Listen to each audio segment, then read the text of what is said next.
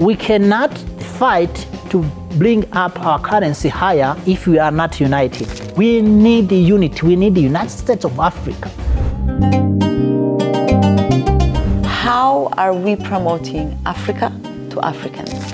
The reason why we're still not free, we don't evaluate wealth, richness, the gold, the diamonds. It's not our focus. Who are we? Our identity is completely distorted. A lot of people think that African people will vote nothing. For instance, in Uganda, they bring the food on knees. It's cheaper for a lot of us to go to Europe than it is to go to Africa. Mungu ibariki Africa. Amen. And Ethiopia, hakuna matata. What lessons can modern movements learn from Haiti's fight for independence? I think there is something always we black people, we don't take serious. And this is the key, the reason why we're still not free. We don't evaluate wealth, richness, the money, the gold, the diamonds. We do not, it's not our focus. We want to be free, but we don't really take that area very serious. Because remember, slavery, it was based on the wealth. Yes. Colonization, trust me on this, white people never want to come to Africa to live here. It was not the interest. They did not want to live in Africa. If they built the road, it was so they can take diamonds or tree or silver or ivory or something. If they built any house, anything they did, it was because they want to take our wealth to themselves. So the Haitian constitution completely clear established the first constitution, the Jean-Jacques Dessalines constitution, established the wealth of Haiti, who's gonna keep it, who's gonna own it, which we do not in our constitution. It does not describe who owns what. That's why you see we have so many companies from every country, every corner of the world owns everything in Africa, while we do not own anything. That's number. Number two is putting your people first, to have the best interest of your people at the hand. This is something we are struggling with as black people globally. We do not take our best interest first.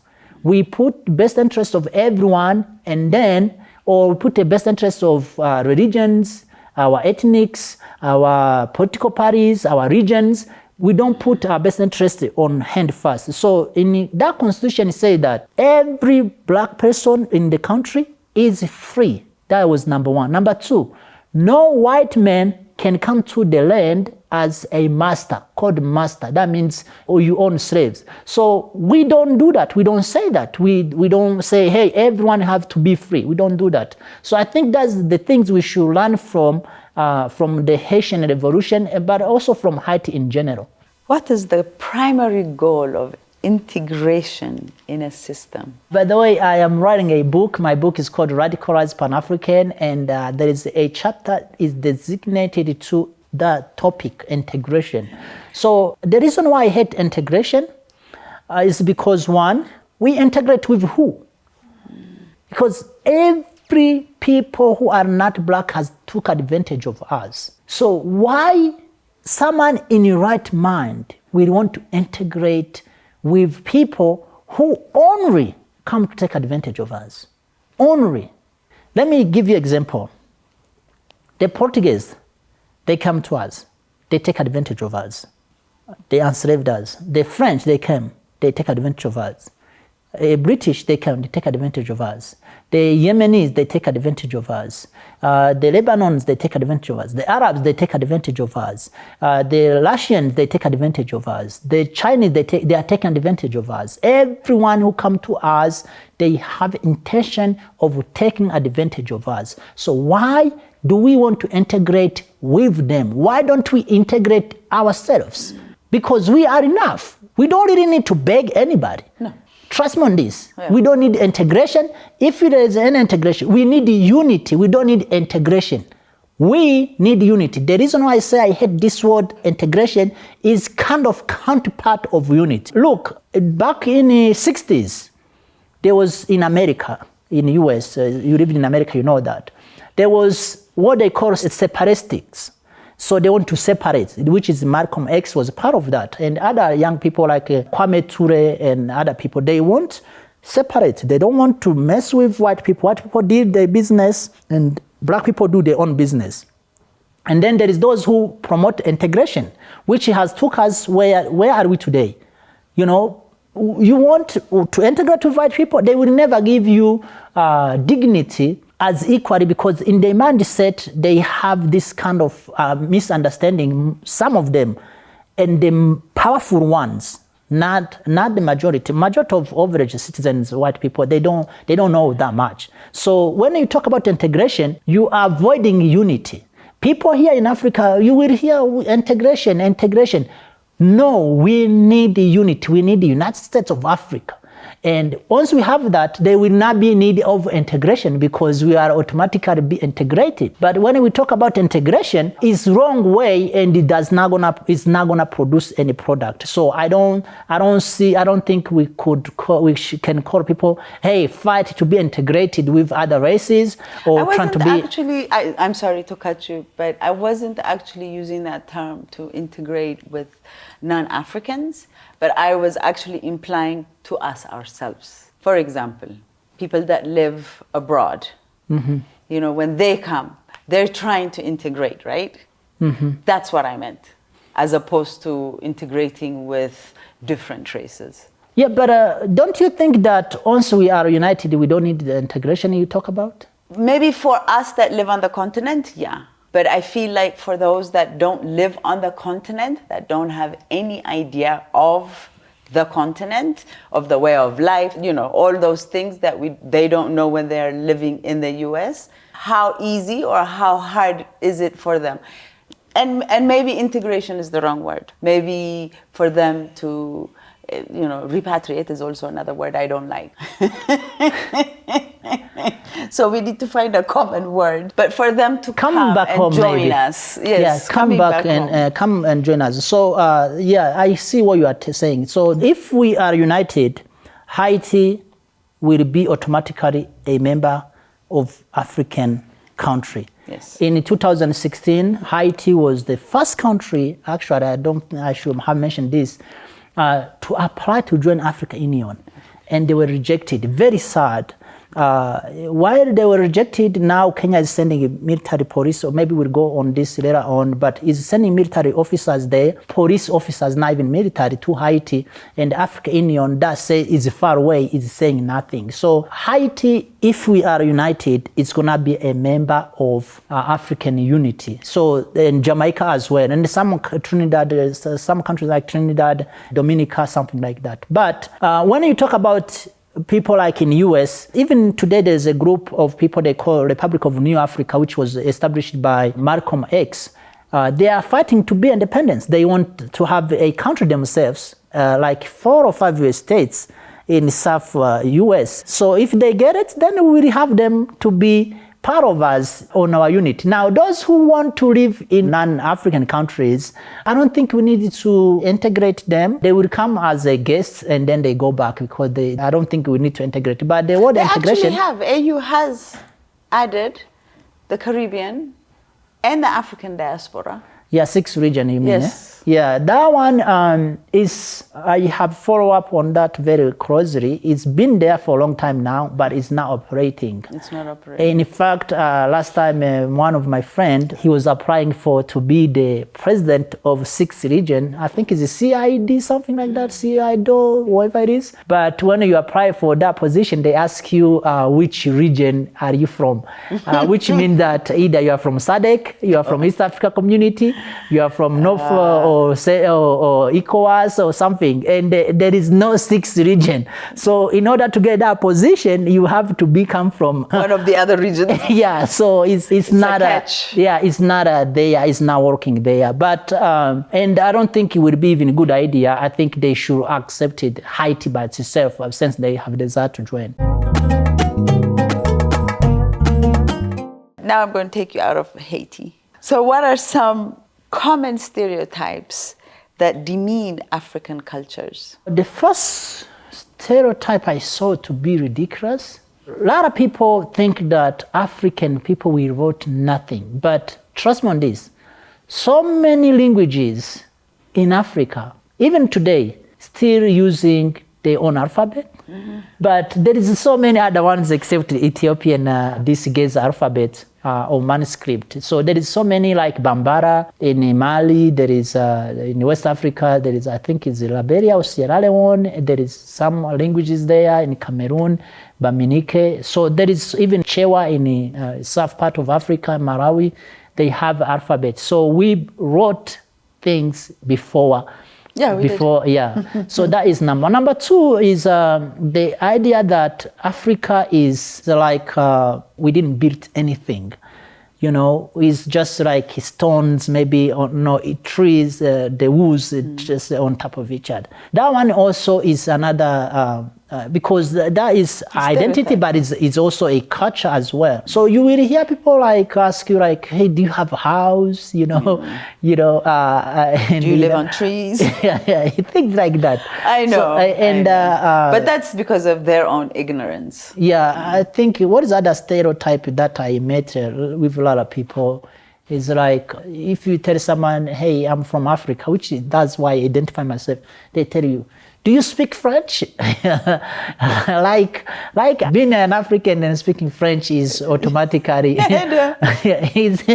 it's like maybe let's say if someone say I'm from Addis Ababa, I'm born in Addis Ababa, and then someone say, do you speak Amharic? That would be fair because obviously there is no way you would be born in Addis Ababa, don't speak Amharic. That would not happen. I don't think anyone who can do that. It's not possible. But being from Africa, you don't have to speak French. In fact, less people speak French in Africa than Swahili and English. That's interesting. How do these stereotypes impact perceptions of African identity? Wow, what is our identity actually, first of all? See, a question comes out of a question. Yes, because obviously the biggest problem we have as African, that's why I have to go over the history before, it's our identity. Who are we? You know, if you cannot identify yourself who you are, who are your ancestors, where did you come from, what they did, your ancestors, that made them to survive to the point where you are today. Our identity is completely distorted. Why? Because our education, modern education that we have, it came from, the curriculums come from outside of Africa, so they don't teach us, hey, this leaves or this tree, if you mix or you do this with it, it's gonna help you to heal this. They don't teach us that, which is our ancestors, what they did. Now, every food is medicine. Every food you eat, if it's original, is not messed up, is a medicine. It makes you full, of course, but also it's medicine. Yes. Yeah. So the idea of identity is the biggest problem we have. Globally, is a crisis, in fact. People here, we identify ourselves. Some people, I don't know if you ever hear, people say we're not African. People will say, I'm not black. People will say, so many things they say, you know. I've heard a lot of them. Yeah, so because it's identity. So now, you're asking me how this impact our identity. Because of education, we don't know who we are. We completely have a very bad education, we think. We have degrees, we can speak fluently English and French and Spanish and Portuguese and all of that. Now Chinese, but we don't know who we are. So that makes our identity completely trying to be someone who we are not. And that's the biggest impact, because if you trying to, like, let's say I am here and I try to identify myself as an Ethiopian. I don't know the culture of Ethiopia. I don't speak the languages. I don't know the background. I don't really know how to treat people in the Ethiopian way. I don't know. So that will be the disaster that I'm going to have to fight the rest of my life trying to catch up. So that is the biggest impact that we have. We're trying to be who we are not. We're trying to be Europeans, we're trying to be Chinese, we always trying to do something, we're trying to dress like them, we're trying to talk like them, we're trying to behave like them, to drink, even in Brunei, we're trying to drink like Americans, you know. I don't know if you ever, but this is, I don't think it's off with the topic, but I don't know if you ever watch the movies here in Ethiopia, and everywhere in Africa, you watch the movies. someone always come from America, come to Africa, and like is the one who have money, who has this. All the movies, or more than like 50-60% Tanzanian movies, Kenyan movies, Nigerian movies, Ethiopian movies. Always someone come from America. That is a complex. It's identity crisis. So all of us have that, basically.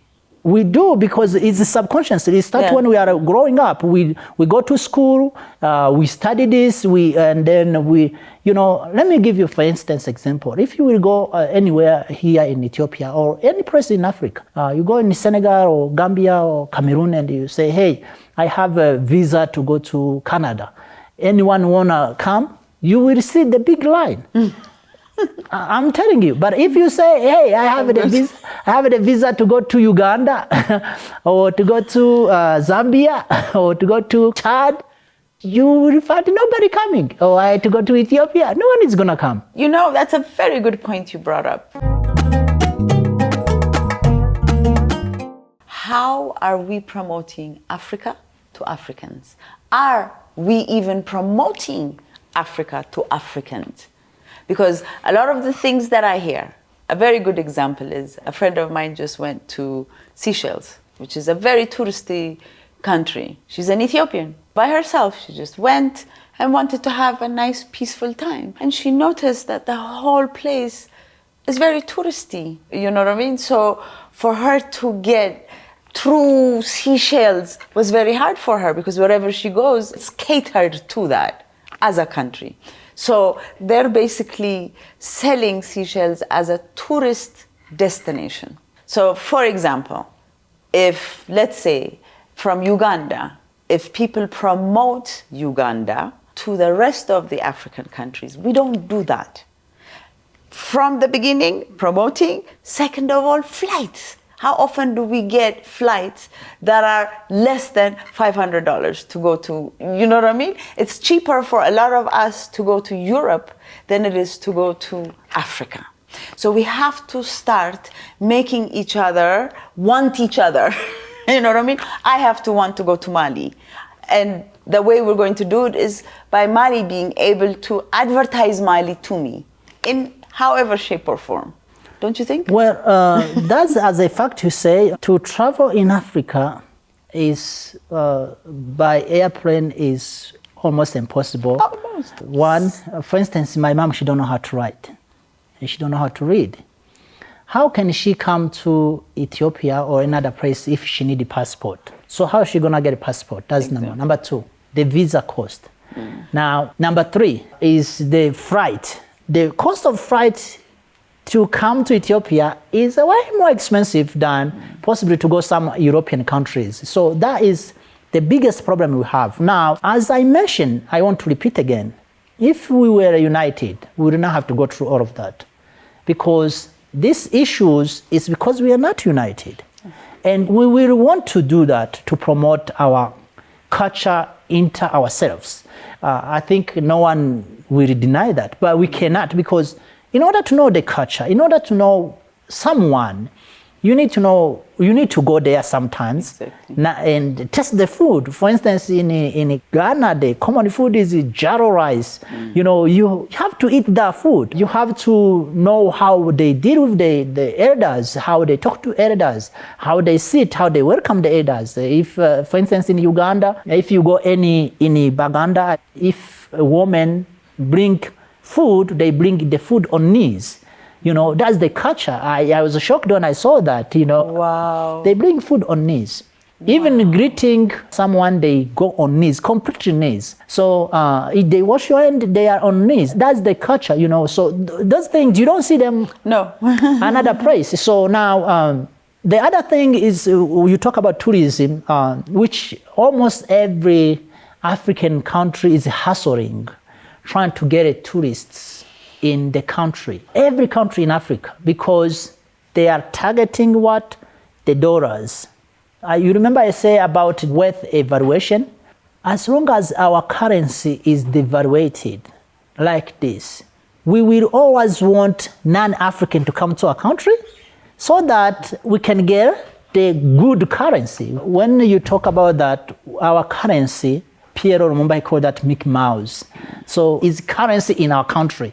And we cannot fight to bring up our currency higher if we are not united, because it's not going to make any sense. It's going to be devaluated until when it become like Zimbabwean money. They had money that was, you want to buy bread, you have to take like this much. And after that, they come up with what they call zinc.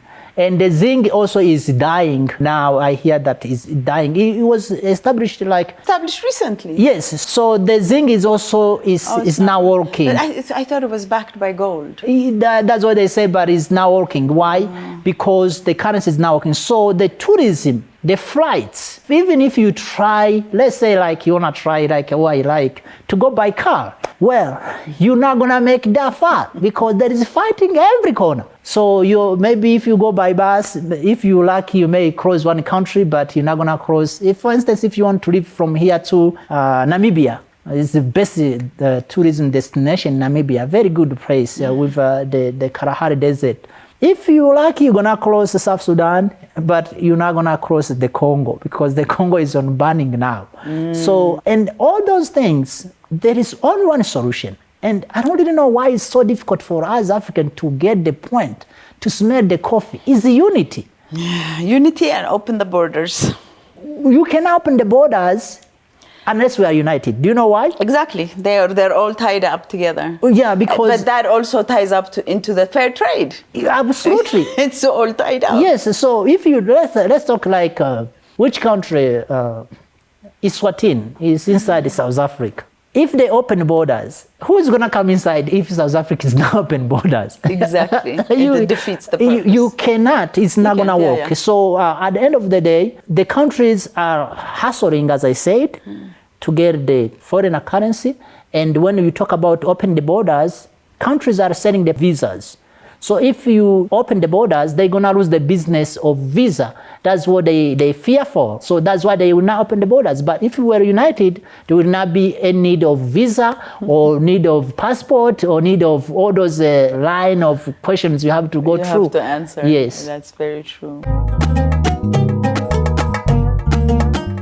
Well, Imani, this has been such a pleasure to actually sit here and have this conversation with you. But before we close, we've touched on several different aspects, and I would like to know if you feel like there's some other thing that you need to say before we say our goodbyes. There is two things maybe I can say. Yeah. One is I want to call Black people globally to study the past, the present of Haiti, whatever going on in Haiti today, and the past of the history of Haiti personally, because you're not going to study this in schools. And the other things I want to say also is for Ethiopian people, from average citizens to the government people, and all religions and ethnics that we have in Ethiopia, that we do need a common language.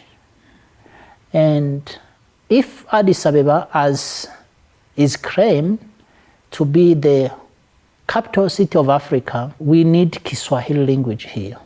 It's a claim, if someone come and claim that, hey, this is mine, obviously, unless there is another one who's claiming it, is automatically that individual, right? Right. So Ethiopia is the only Addis Ababa claim to be the capital city of Africa. I haven't heard anyone claim that. And you cannot deny that because it's the only one person who's one city is claiming that. So we have to have a common language in Africa, which is Kiswahili here in Addis Ababa and Ethiopia in general. So at least to give something to our coming generation, because we've been giving our generation French, English, Portuguese, Spanish, Arabic, Chinese, and other languages, but it haven't helped us. So it's time that we look on ourselves and see what we can provide for ourselves and our survival. Otherwise, if we don't do that, we're gonna head to difficulties. And also, as I mentioned, on and on, Africa have to unite now. We don't have to wait 10 years, 20 years. But if we don't, in the case we decided that we are smart and we don't need unity, trust me on this, we're gonna go more darker in very more trouble. We don't want to think about that. We're hopeful. We are going to unite. We have to, for the better of our entire continent. We definitely have to. We have to always think that we will unite. We will eventually. Maybe me and you might not see it. Maybe I will see children, that. but still, we will unite. I will see that. I don't want this to happen when I'm not allowed. I know. I would love to see it. I want to eat the fruits. Absolutely. I do. But you know, one thing that you have to mention, because you are a teacher, is where any of our audiences, if they want to learn Kiswahili, where you're teaching, the times, the dates, and then we can leave your number. We are Ethiopian Swahili Community, which is a non-profit organization. We teach Kiswahili language, explain why do we need a language, and we advocate Kiswahili language. Now, so if anyone want to learn Kiswahili, we don't teach Kiswahili as a language school. We teach Kiswahili as African culture under that aspect. So we are not a language school. We don't teach any other language except African languages. If anyone want to learn other languages, we do teach them as well. Oh, brilliant. So we are in Magananya. That's where we teach Kiswahili around the diaspora. If anyone want to learn, we teach in different working days, but we also teach in weekend if anyone want to learn Kiswahili. But also, if you don't want to do that, maybe you have a crazy schedule, we come to your office as well. Beautiful. We can reach you out to your office. We can teach you even at your home. We can. It's a little more expensive, but we do teach you at your home as well. We have all full materials that you may need, and it will not take you more than 2 months if you are Ethiopian to learn Kiswahili. More than 2 months, it will be too long. Beautiful. Imani, thank you so much for giving me this opportunity. Thank you so much too. Mungu ibariki Africa. It means God bless Africa. Amen. And Ethiopia, hakuna matata. Hakuna matata. Yeah, which means Ethiopia meaning Chigriyalem. Thank you so much. Bye. Thank you again for watching your Pan-African show called Afreeqa with your host, Kasalork Seifu. Thank you.